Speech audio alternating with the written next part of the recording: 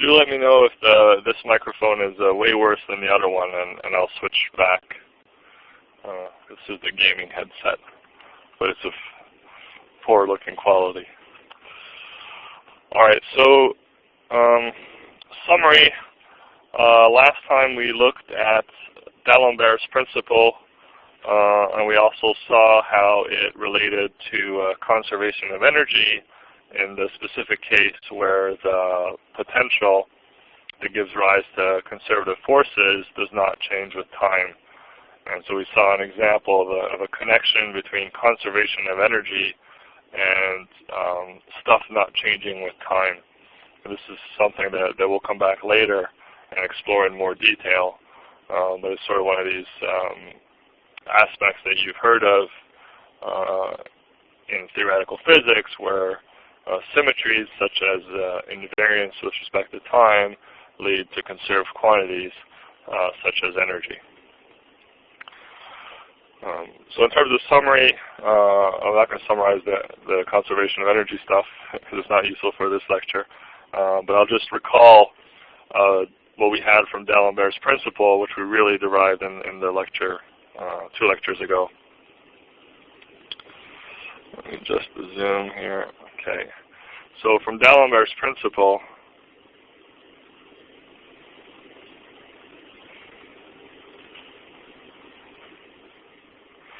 we had found that we could write this equation, d by dt of di capital T by di q dot j minus di t by di qj equal to capital Qj, where T was the kinetic energy,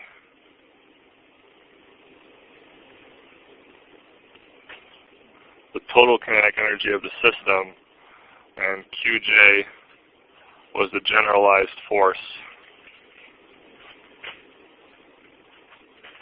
associated with the jth degree of freedom. This equation was obtained by applying the principle of virtual work and setting the virtual work to 0 to a modified version of Newton's second law. And so the term that we have on the right, the generalized force, is the term that arises from doing the virtual work of the applied forces on the system.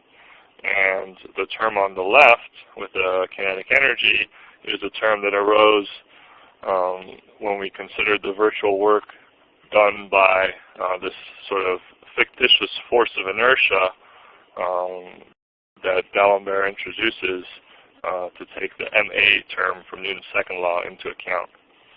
And so the term on the left is really the sort of equivalent to the ma part, and the term on the right is the equivalent to the f part. And however, the beauty of this, of course, is that it's written only in terms of scalar quantities instead of vectors.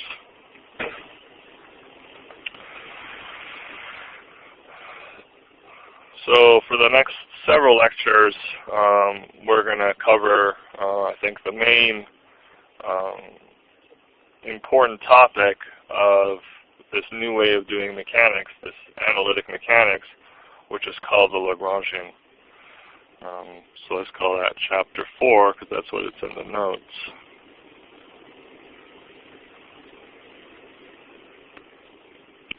And so for some of you, again, this will be review, because I think some of you took an undergraduate course that covered the Lagrangian.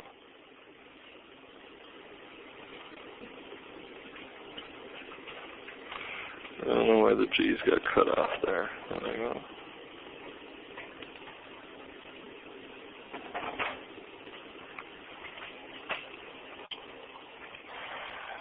And for others, this will be completely new. And the idea is that we'll go into much more detail on the Lagrangian than you would have in undergraduates.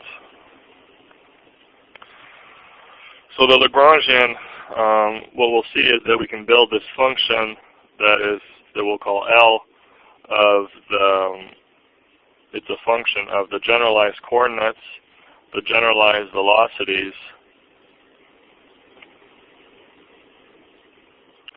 and potentially time, and this function is what we call the Lagrangian. And we'll see that any system, well actually even quantum system, but let's say any classical system can be described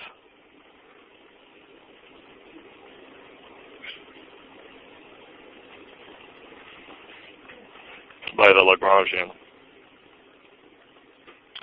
And the Lagrangian is a scalar, and so that means it will be able to describe a system completely without using vectors.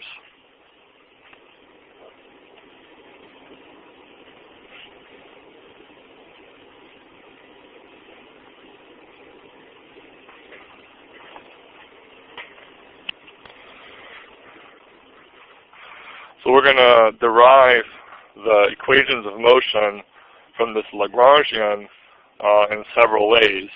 And the first way we're going to do is based on D'Alembert's principle. And so that will be very similar to what we did in the last lecture.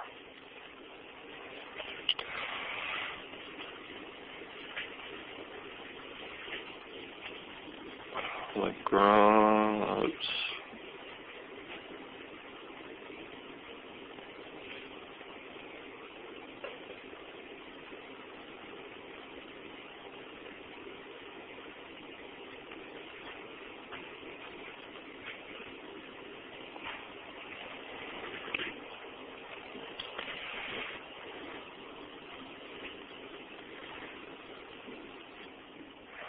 So I want to start by redoing the example that we did in the previous chapter, where we looked at the equation of motion for a particle that was in a conservative field.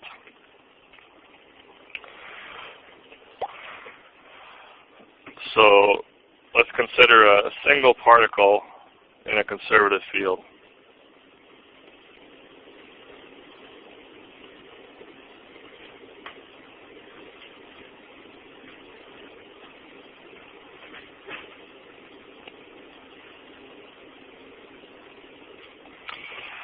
So the force from this conservative field will be given by negative the gradient of some potential function. So V is a scalar, right? And then the gradient of a scalar is a vector. And so this vector will have components of minus di V by di X, X hat, plus di V by di Y, Y hat, plus di V by di Z, Z hat.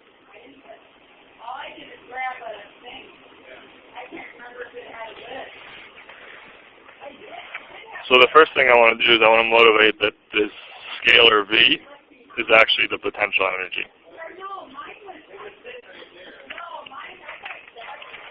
So this goes back now to undergraduate physics. What is the definition of potential energy? It's the negative of the work done by a force. So let's calculate the work done by a force.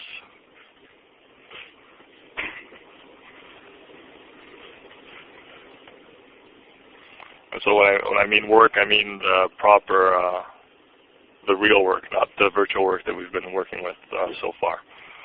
So the work done by a force F is the integral from some starting position to some final position of the force dotted with an infinitesimal displacement. So if we plug in our expression in terms of the potential,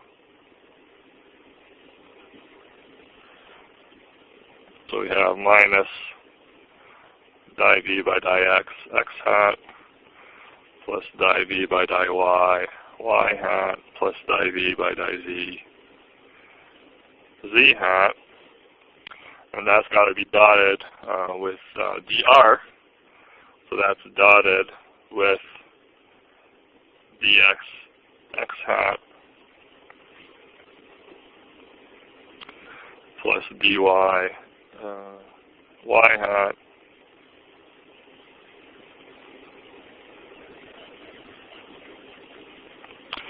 plus dz z hat.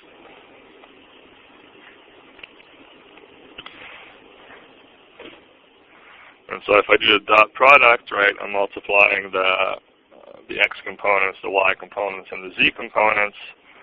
I'll take the minus sign outside of the integral to keep it tidier. So it's the integral from R1 to R2 of di v by di x dx plus di v by di y dy plus di v by di z dz.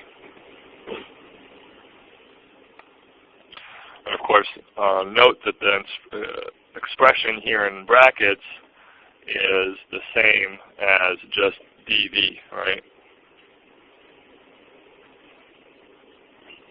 So that's the integral of dv, right? That's v depends on x, y, and z, and so the total differential is using the chain rule, the expression in brackets. And so if I unexpand it, I get just dv, right?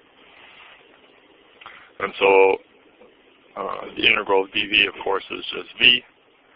And so what we get here is minus v evaluated at R2 minus v evaluated at R1. And so this should have been, fairly straightforward from undergraduate physics. But the work done at the top there on the left side of the equation is equal to the negative change in potential on the right-hand side. And so this potential really is energy, and it's really what we call potential energy, right? So think of V, for example, as mgh if it were gravity. So indeed, V equal what we call potential energy.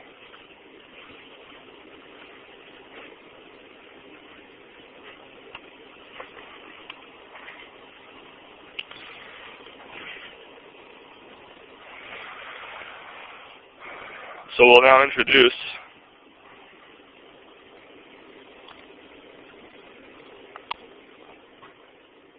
a new quantity called L,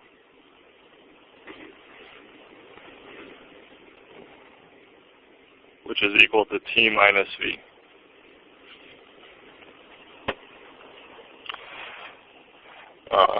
So we call that the Lagrangian. Sometimes people also refer to this as the excess kinetic energy. Right? So it's the kinetic energy minus the potential energy. So it's that much kinetic energy that you have on top of the potential energy that you have. And we call this the Lagrangian. And if there's only one equation that you should remember from all of physics or classical mechanics, is that L equals T minus V. Okay? So you really want to remember that L equals T minus V. So now let's go back to D'Alembert's principle.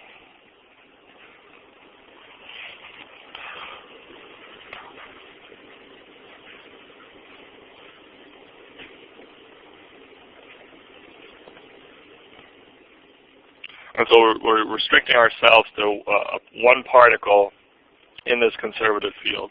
Okay. So D'Alembert's principle tells us that d by dt of di t by di qj dot minus di by di qj of t is equal to qj, the generalized force, which we can write as the sum from I equals 1 to n of Fi dotted with di Ri by di Qj. So Fi is an applied force on the particle, and N is the number of applied forces.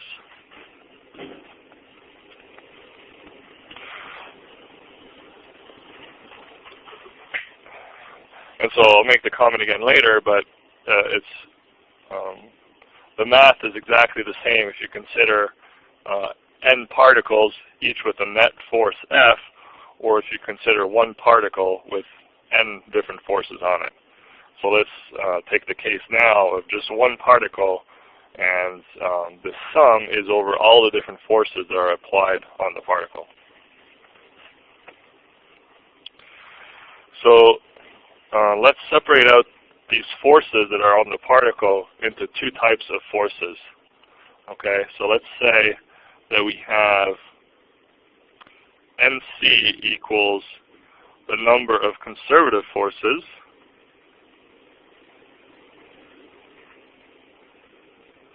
applied on the particle, and N sub NC to be the number of non-conservative forces.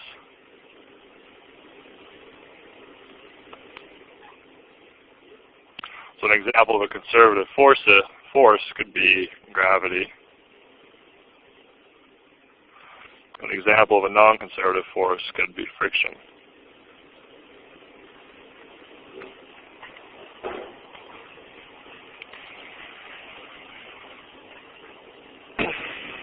And so, based on the way we've written it, we have that N is equal to N sub C plus N sub NC.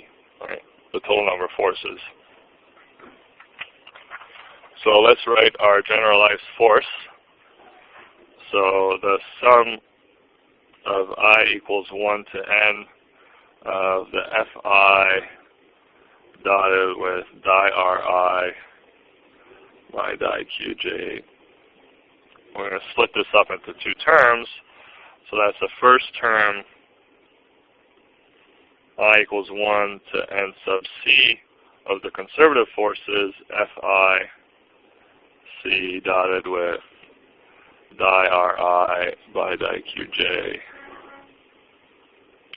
plus a second term, I equals 1 to N sub NC, the non-conservative forces of Fi index NC dotted with di Ri by di Qj. Okay? So I'm just splitting up the right-hand side of D'Alembert's principle into the sum of our conservative forces and non-conservative forces. So the term on the right, or the second term, the non-conservative forces term, we're not going to manipulate at all. And so I was just going to say that stay the same. So I think I'm going to be lazy and not write it out each time. So writing it out again, we have, so we're going to write out our conservative force now. We can write as gradient of a potential, right? So we have the sum of I equals 1 to N sub C. So if I write the conservative force as a potential, I have a minus sign, which is missing in the notes, and that's di Vi. So it's the potential I that goes with force I by di X hat, plus di Vi by di Y hat, plus di Vi by di Z hat, and that's dotted with di by di Qj of Ri, and Ri we can write as Xi X hat plus Y hat plus Zi Z hat. And that's plus the term that's in square brackets above. So I'm going to move my equal sign to the left so it gets tidier a little bit. And so writing this out as a sum, so we have, I'll put the minus sign out in front. So we now have the sum,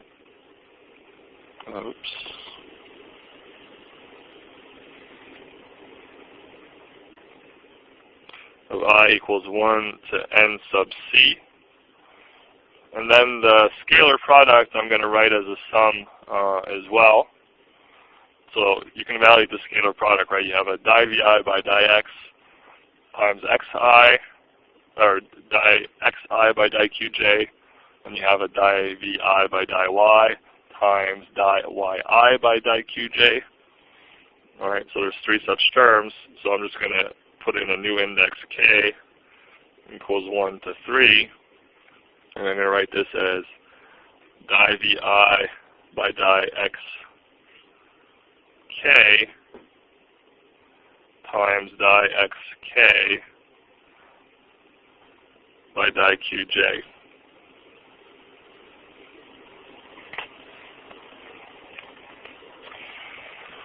The notes is missing a plus sign there. Plus the term in the square brackets.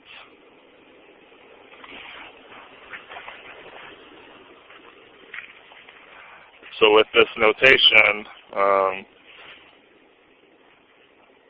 x1 is equal to x, x2 is equal to y, and x3 is equal to z, right? The xk's that I labeled there.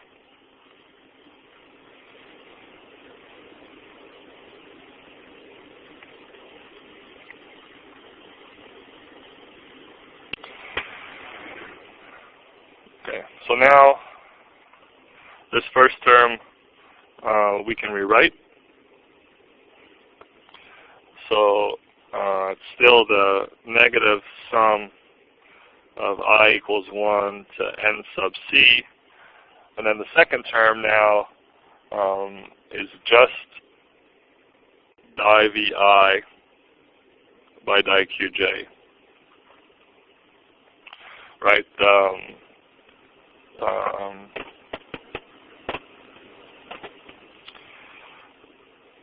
The xk's basically cancel, right? Oops, that should be it.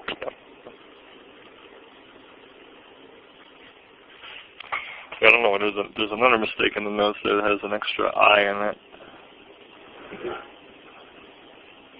Or it's missing an I. Yeah. Okay. To be perfectly rigorous, the x should be indexed with an ik.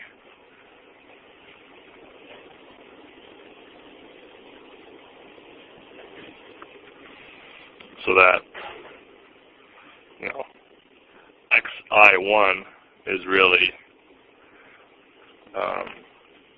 xi.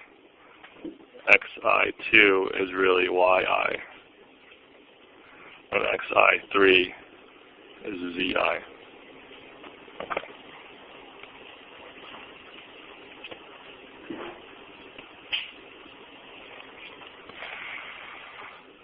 Plus the term in square brackets. Now, what I'll do is I'll move the sum. I'll interchange the sum with the di by di qj. So let me just write it explicitly. So that's minus di by di qj of the sum of the vi's from I equals 1 to n sub c, plus the term in square brackets. And so the sum of the VI's is the sum of the potential energies associated with each force, right? And so let's say you have a particle and it's subject to gravity and the electric force. So there's a potential energy from gravity and one from the potential force, and that's what you're summing there. And so one can just write this as the total potential energy. So we have minus di by di qj of V, and then the term in square brackets, where V is the sum from I equals 1 to n sub c of the potential energies. So just to remember what we did here, we expanded the right-hand side of D'Alembert's principle. So I will rewrite now D'Alembert's principle with that right-hand side in it. So D'Alembert's principle is d by dt of di t by di qj dot minus di t by di qj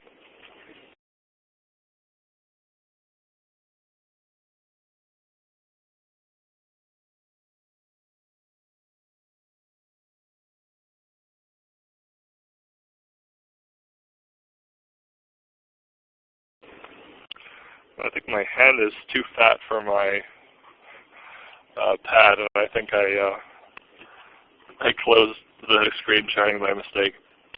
It should be back up now, right?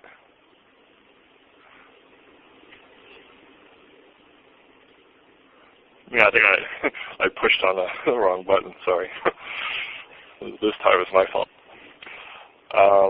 What was I saying?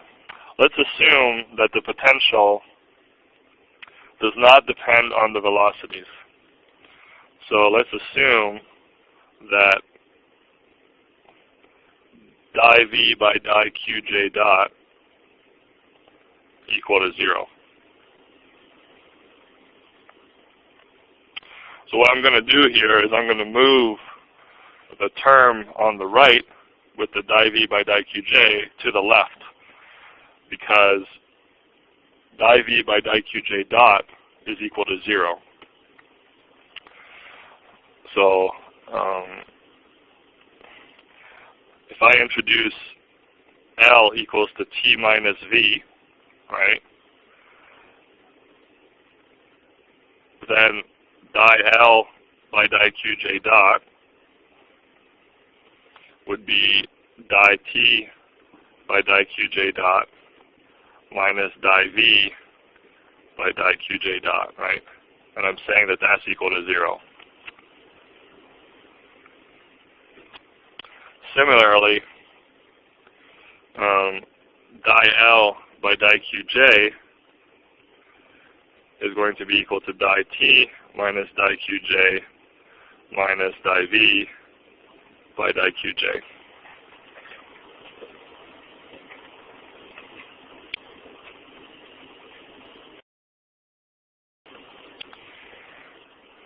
That means I can rewrite D'Alembert's equation as d by dt of di L by di qj dot minus di L by di qj, and that's equal to the term on the right with the non-conservative forces in it.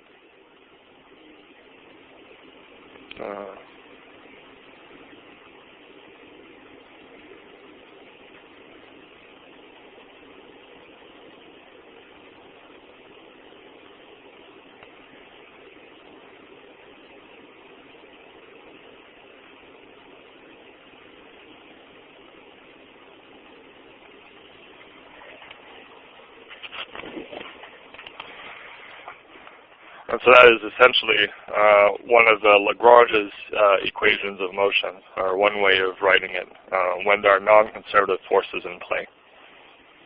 Okay? So everybody clear how I went from the top equation to the L? Right? We had this term, we had D'Alembert's equation, and since V doesn't depend on qj dot, I can put it in the first term that has the kinetic energy, since that derivative with respect to qj dot will be 0. And then we're left with minus the derivative of the kinetic energy by qj plus the derivative of v by qj. And if I introduce L equals T minus V, then I get exactly the equation that I got at the bottom. Okay.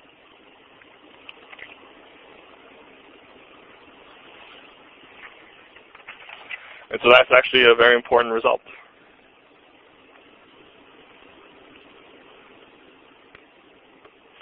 Because if there are no non-conservative forces, the thing on the left is equal to 0. And so all you need to do to solve a statics problem, or a classical mechanics problem, is you write this function T minus V, so the kinetic energy minus the potential energy, and you take those derivatives, and that gives you the equations of motion. Right? The time derivative, the di-L by di-Qj dot will give you velocity, typically, and then d by dt of that velocity will give you the acceleration. And so it's going to tell you something about what the acceleration is equal to. And in principle, it's going to give you back Newton's second law. So let's give it a try. So let's do an example, which is 4.1 in the notes.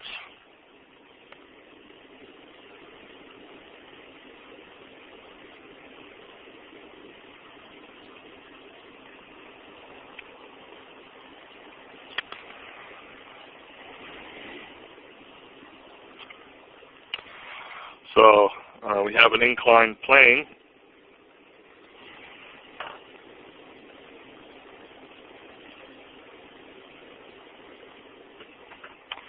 with a block on it,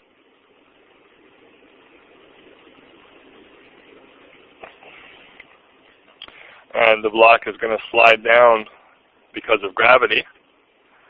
And let's say that we have a force of friction, which we'll call little f. So the block has a mass m, and it's going to slide down. So we're going to solve this using this new Lagrangian method, right? So if you wanted to do this with Newton's second law, you have to write the free body diagram. You have to see that there's a force of gravity downwards, there's a normal force and a slanted angle, and then you have to find out the components of the force, the sum of the forces along the different directions, and etc. Right? So let's do this with the more formal mechanism of analytic mechanics. So first step, as in all of these problems, is how many degrees of freedom?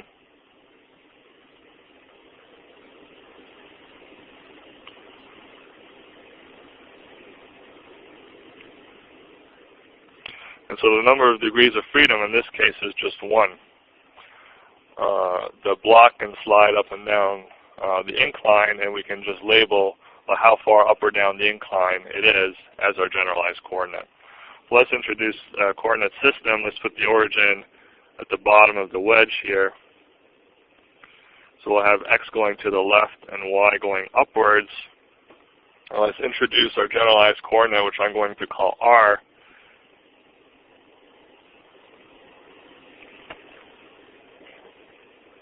As the distance of the block to the origin.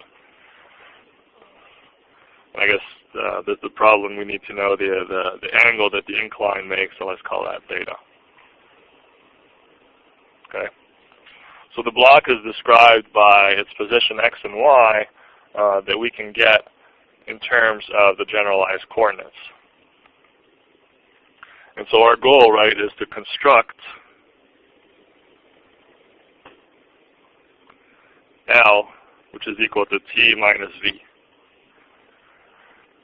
And so we need to first construct T and then V in terms of the generalized coordinates, right?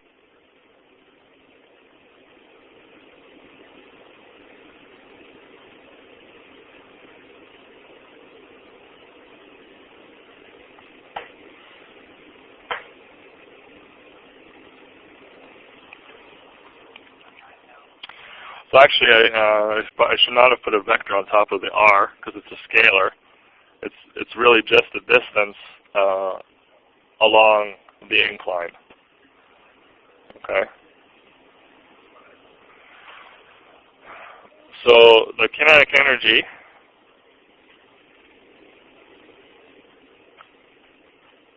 in general is given by a half mx dot squared plus y dot squared.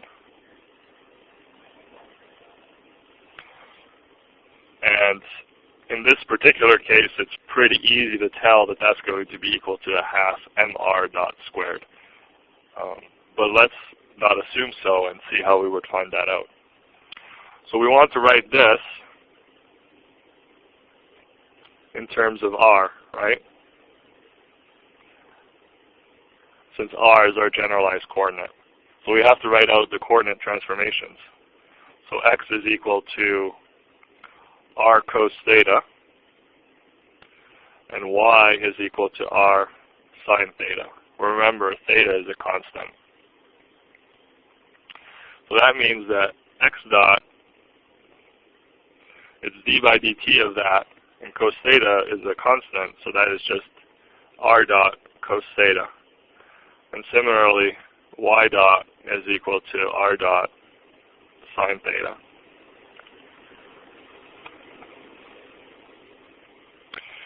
So if I plug this in, x dot squared plus y dot squared, which is just the magnitude of the velocity squared, right? So that's r dot squared cos squared theta plus r dot squared sine squared theta, and that's just equal to r dot squared, right? Factor the cos squared plus sine squared theta. And so we can now write the kinetic energy in terms of our generalized coordinate. T is a half m r dot squared. So now we want the potential. So we have to think of what forces are present, conservative forces are present, that can lead to a potential energy. In this case, we know we have gravity, and so we know that the potential energy from gravity is mgy.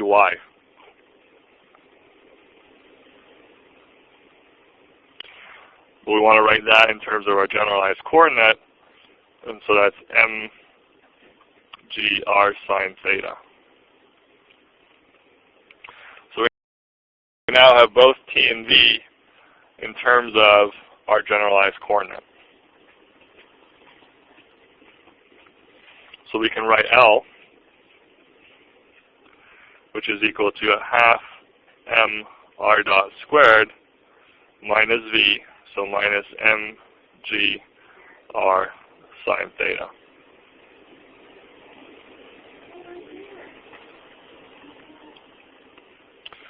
So that's the left part. Now the right-hand part of the Lagrangian equation of motion is that sum of over the non-conservative forces. So let me just start a new page so I don't have to squeeze everything. So we now need to write the non-conservative forces, which was the sum of I equals 1 to n sub nc of fi dotted with di ri by di qj.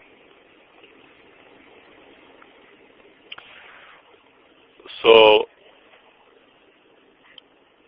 our non-conservative force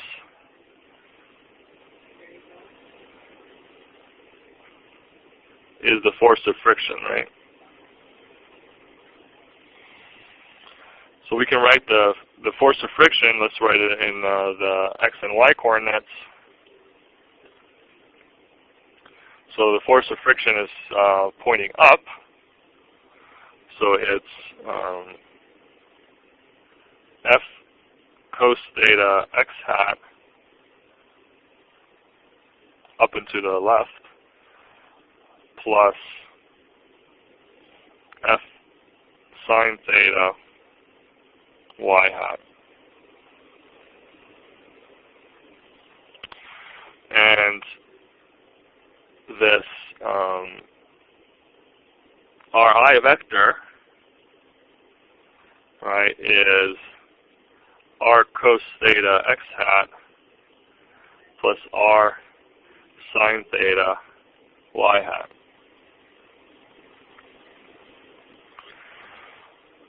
And the Qj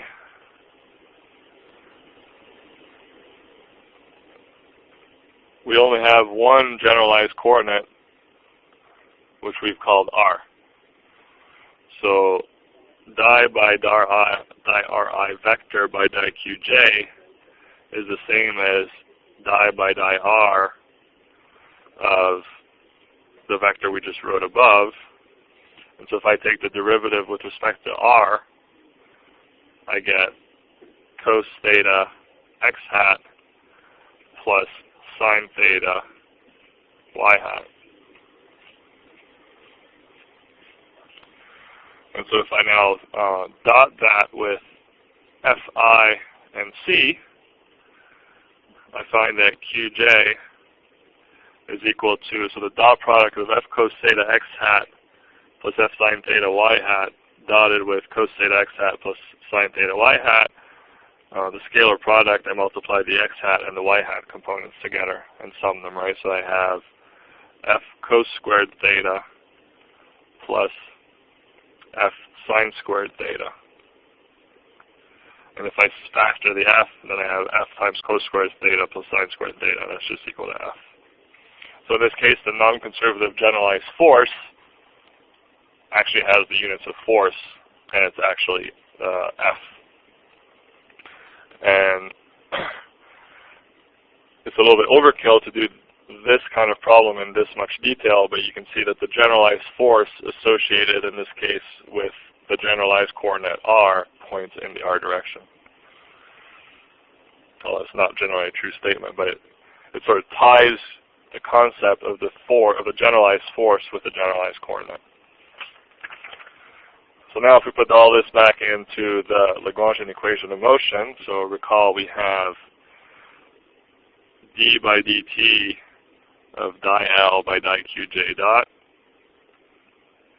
This is also, if you can memorize more than one equation, after you've memorized L equals T minus V, you might as well memorize this one as well, because you'll write this one a lot. This minus di L by di Qj, and that was equal to Qj.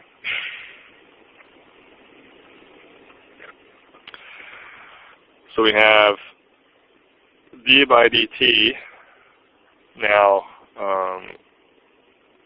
well, let's write di L. So we only have one generalized coordinate, which is r. So the first term is d by dt of di L by di r dot minus di L by di r, and that's equal to our generalized force, which we found to be F. Okay. So recall that, I'll just write it on the side here, L was equal to a half MRI dot squared minus MGR sine theta. Is that right? Yeah. So di L by di Ri dot, only the first term has an Ri dot, so that gives us d by dt of MRI dot minus the second term, di L by di R. Only the second term has an R in it in the Lagrangian, and so that's becomes a plus, right, because there's already a minus sign there, plus mg sine theta. That's equal to F. So d by dt of m, well, I guess I don't need the I in there really for the R. So d by dt of mr dot, m is a constant, so that's just mr double dot.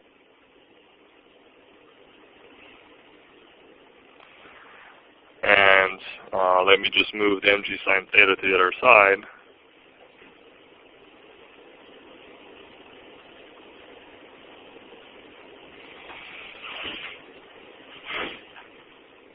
And that's the equation of motion for a generalized coordinate r.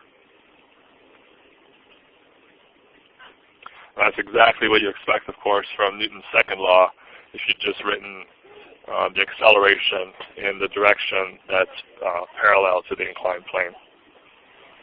Hang on 1 second, I gotta look at something.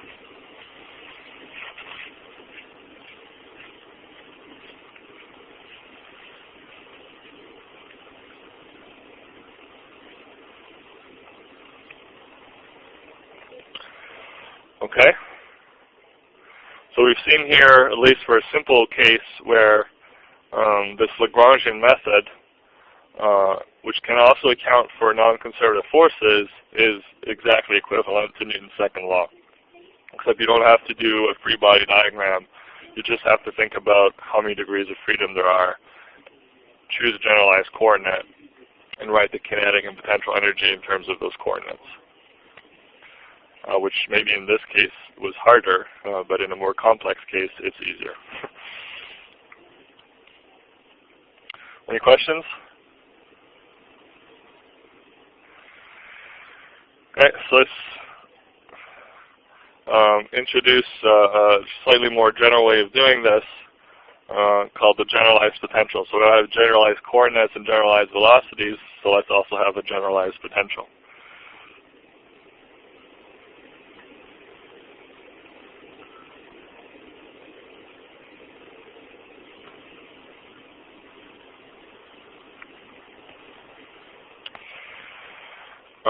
So remember what we just did to get the Lagrangian equation from D'Alembert's equation.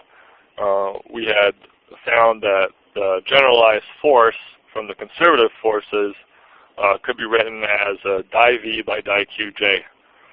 And we assumed that V didn't depend on velocities, so if we brought it to the other side of the equation, the di by di Qj dot term would just vanish anyway, and so then we could combine T and V into one term, which we called L, and make everything look pretty. So it's often true that potential energy doesn't depend on velocity.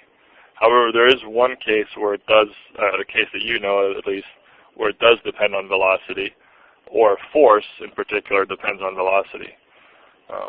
And that's the case of electromagnetics, where the magnetic force, for example, does depend on the velocity of the particle, right? The force is QV cross B. And so a different velocity gives a different force. So the most general form of a potential that gives a force, in principle, could also include a term that depends on velocity. And so what we do is we introduce the generalized potential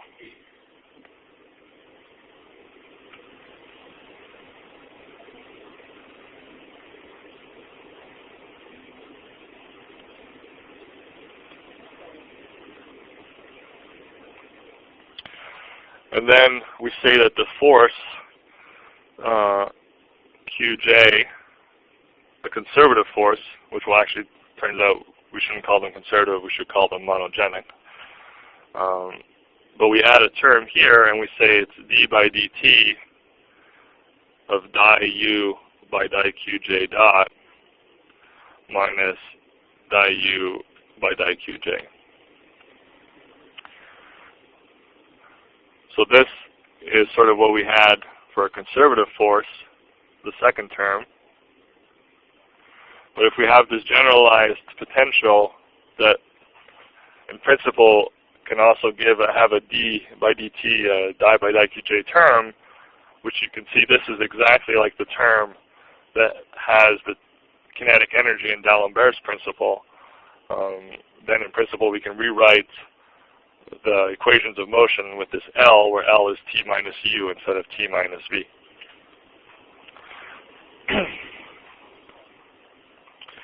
So if we wrote D'Alembert's principle, d by dt of di T by di Qj dot minus di T by di Qj, if that's equal to the conservative forces, so then that would be equal to d by dt of di u by di qj dot minus di u by di qj, and then plus the non-conservative forces. And so what I'll do is I'll move the term in brackets to the left-hand side, and so here we have d by dt of di by di qj. Now I have t minus u minus di by di qj t minus u equals the non-conservative forces.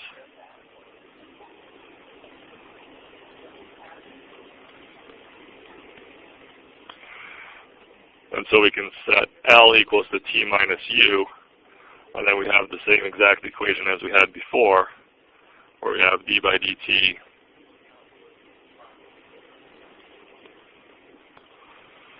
of di L by di qj dot minus di L by di qj equals the non-conservative generalized forces.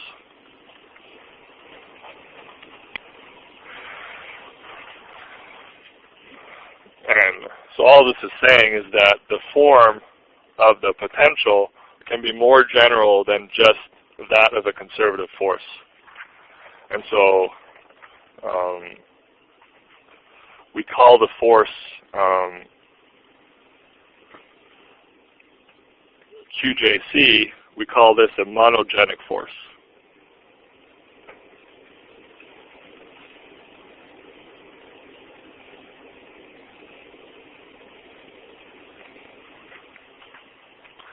And that's the more general than a conservative force is this monogenic force, which in principle could contain this derivative with respect to velocity in it.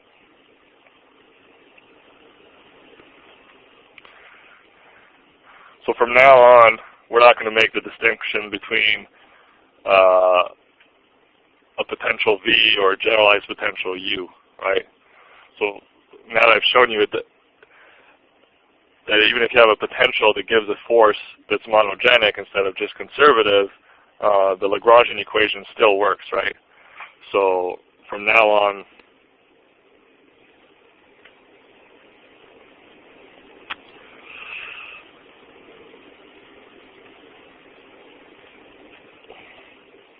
we'll just use V for all conservative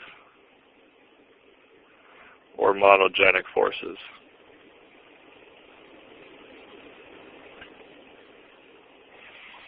So all you need to memorize is L equals T minus V. You don't have to memorize T minus U also. Okay. All right, so that's also getting awfully formal. So let's do an example of where this generalized potential comes in. It's a little bit mathematically involved, but it's not too bad. Okay, so this is going to be example 4.2.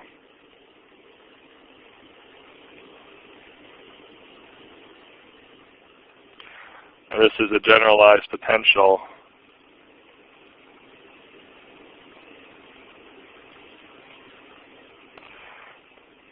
for electromagnetics. In fact, you can do almost all of E and M with this Lagrangian that we're going to come up with now.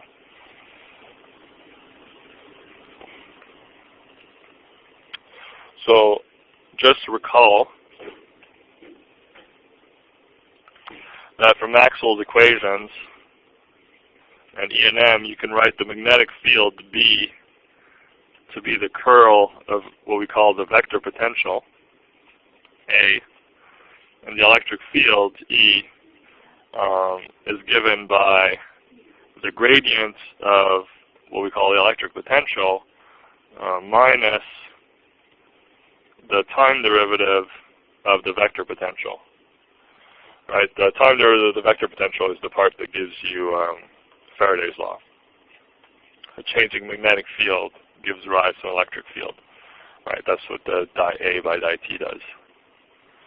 So just recall those, right? Now, consider the generalized potential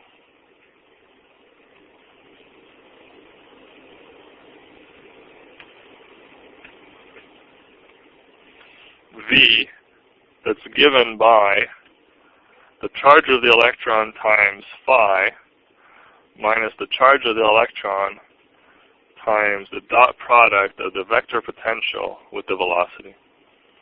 It's completely arbitrary that I wrote this out like this, right? And in fact, we'll see that this gives, in the end, the right answer, and it gives you the Lorentz force. But the way people write out these potentials, they do write them out randomly.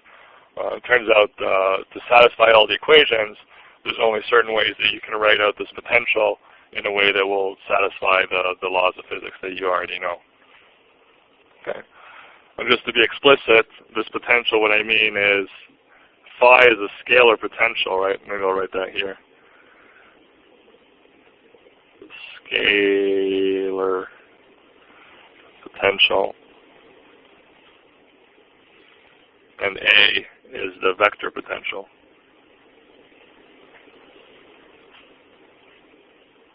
The scalar potential we can call sometimes a scalar field, right? Phi can depend on position, potentially can depend on time as well.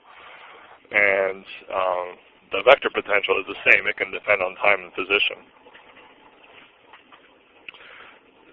So our generalized potential is E phi minus E, and then the dot product of, if I choose Cartesian coordinates, it's AX VX plus AY, let's call it X dot to be consistent with our notation. AX X dot plus AY Y dot plus AZ Z dot, where AX, AY, and AZ are the components of the vector potential. So let's look at what this generalized force looks like. So the generalized force, Qj, is defined to be d by dt of di v by di qj dot minus di v by di qj. All right? That's the definition, or that's how a generalized potential gives a generalized force. Right? That's the most general case.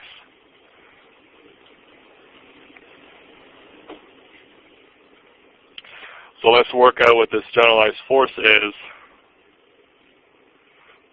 for the case where Qj is x. So we'll do this in Cartesian coordinates, where our generalized coordinates Q1, Q2, Q3 are x, y, and z. I don't know why it shows a dot. Oh, it's because of the cursor. Okay. So let's do the case when Qj equals x, right? So that means that Qx is equal to d by dt of di v by di x dot minus di v by di x. All right. So that's equal to, so the di v by di x dot, the only term that has an x dot in it is this E AX x dot term, right? So I have, that term is minus E AX x dot, and so I have d by dt, or first I have di by di x dot of that, so that makes that equal to minus E AX, and I have to take the d by dt of it with the charge E being constant. So that first term gives me minus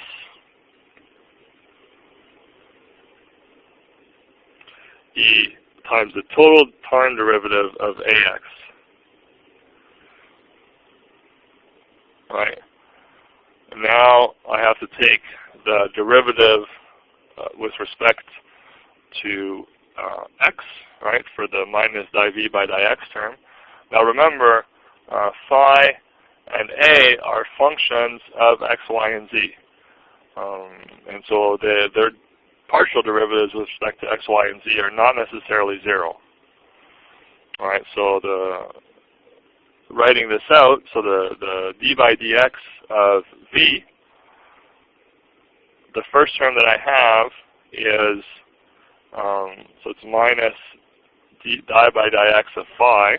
So the first term I have is minus e di phi by dx, right? And then, because I'm doing the minus di v by di qj, all the next terms will have pluses in them. And so I have e x dot di ax by dx plus e y dot di ay by dx, and the last term plus e z dot di az by dx. Okay?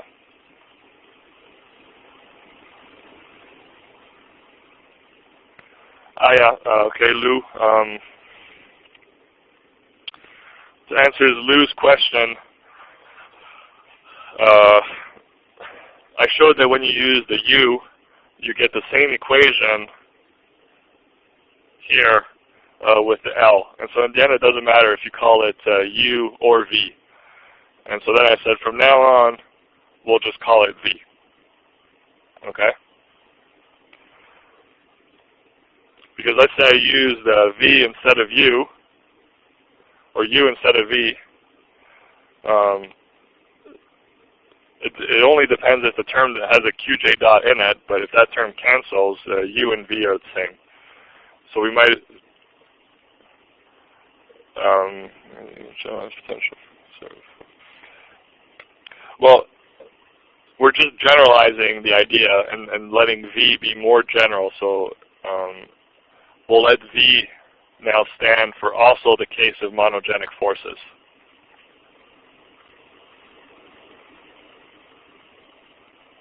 Okay? So it's I could have used the u in this whole example, and it would be exactly the same answer.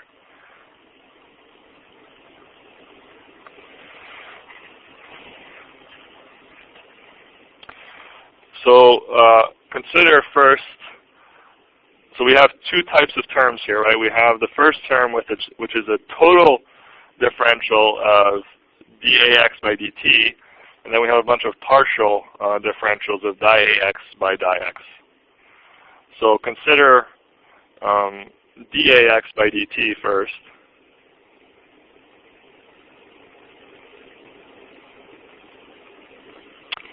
Oh, that came out weird like that.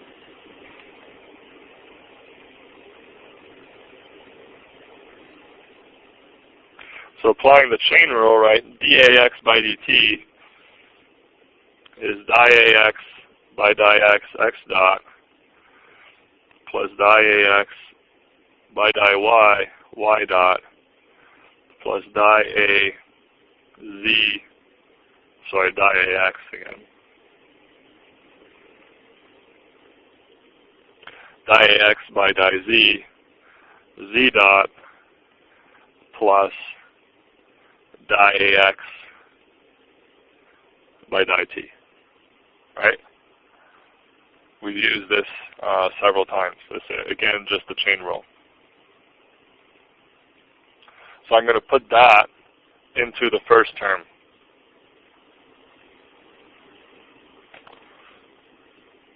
So I have Qx equals minus E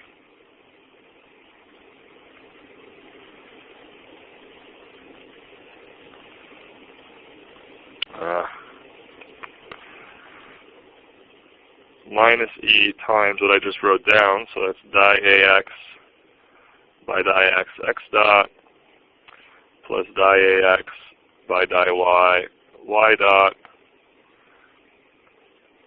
plus dAz by dy z dot. And I have a minus E di phi by dx plus E x dot di-ax by di-x plus E y dot di-ax by di-y plus E z dot di-a x by di. Oops, no, those are. It's a di-a. This is super confusing. These are all by di-x, the last terms.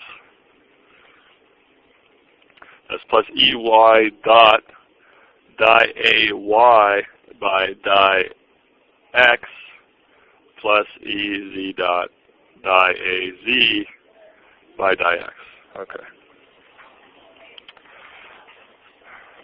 So now there's one term that cancels. That's the term, the first term here cancels with this term here, right? This is probably not the right notation to say those terms are zero. What I mean is that those two terms cancel. Okay? So if I put that on the next page, oops, let's go with black.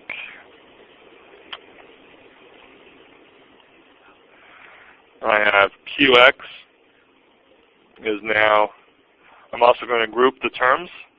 So the terms that don't have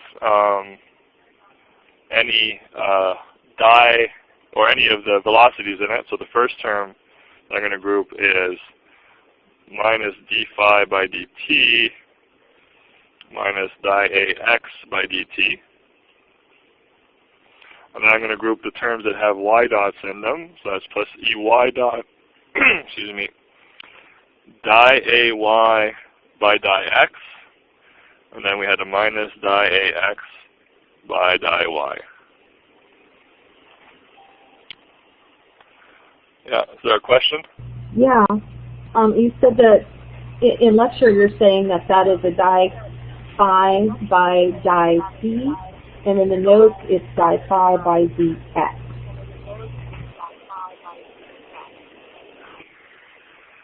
Hold on.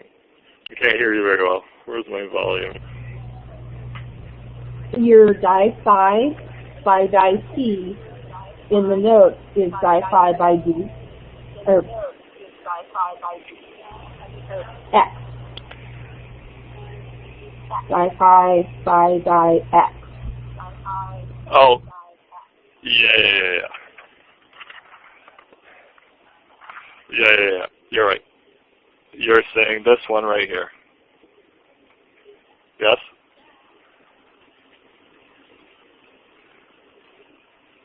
Yeah, sorry about that. And then finally, the last term is grouping together the z dot terms. So we have e z dot, and we have di a z by di-x minus di-ax by di-z.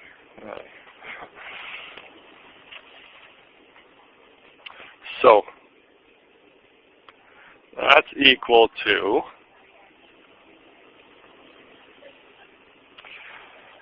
the first term there. If you recall that the electric field is equal to minus grad phi minus di-a by di-t. Well, this first term here is just the x component of that, right? So that's E times the x component of the electric field. And similarly, the second term, this term here, right, if B equals the curl of A, this term here is equal to BZ, It's the z component of that equation. And this term here is equal to by, or minus by.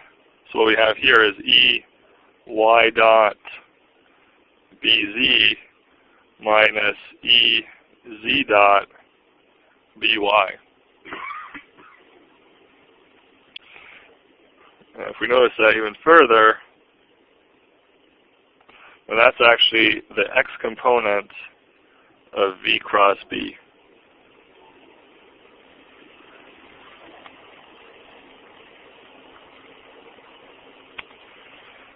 Okay.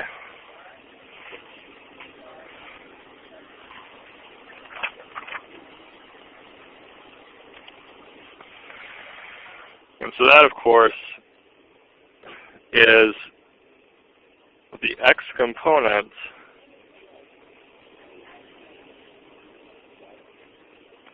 of the Lorentz force, right? The first term is the charge times the electric field, and the second term is charge times v cross b. So now if we construct the Lagrangian,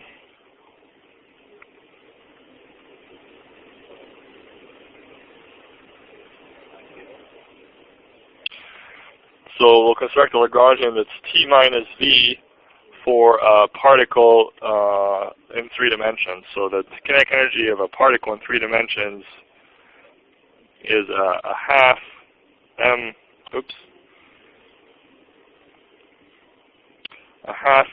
times x dot squared plus y dot squared plus z dot squared. I'm going to minus this generalized potential, which we found that we can write as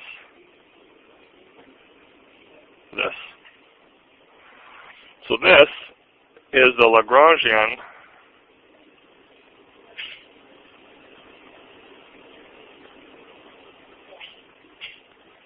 for a particle in electromagnetic theory.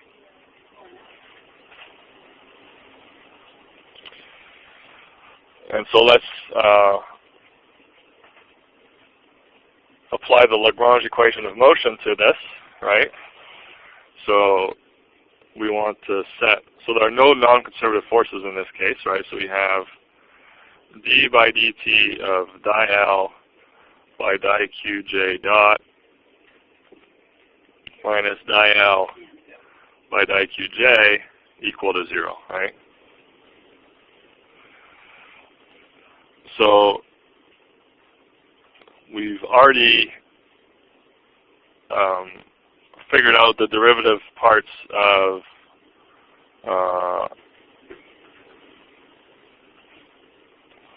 the second part here, right? So here we found that d by dt of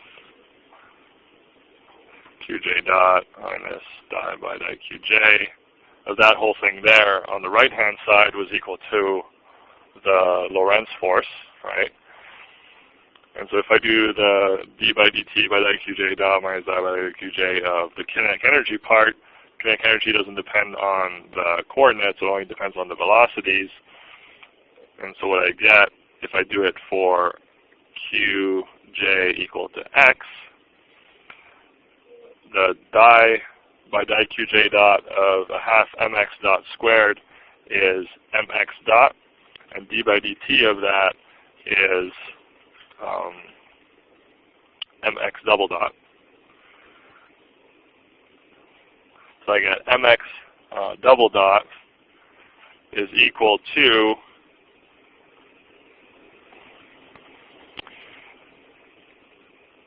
the other part,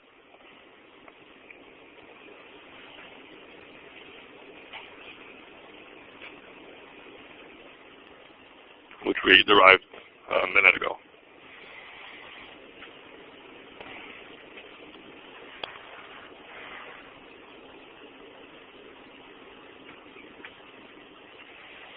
And so that's just the same as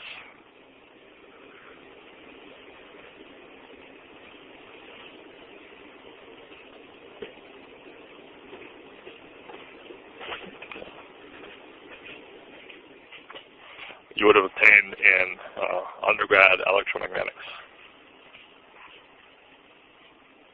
I guess that's the X component there.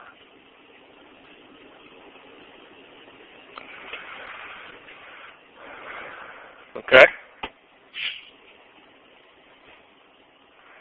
So any questions about that?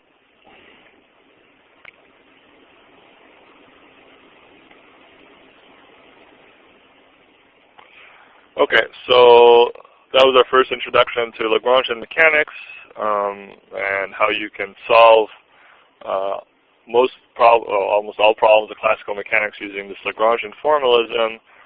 You don't need to write out vectors, but you can see how it's connected. You can connect it back to the equations from Newton's second law. And we also saw this generalized potential, and we looked at specifically the generalized potential that's associated with ENM. Okay, so that's it for today. And then next week, I'm going to be in Hawaii, but I'll get up at 5 in the morning, and hopefully the internet connection works, and this will just work. But there could be technical issues next week. But hopefully it's okay. All right, thanks everyone for joining. Let me know if you have questions. You can always email me.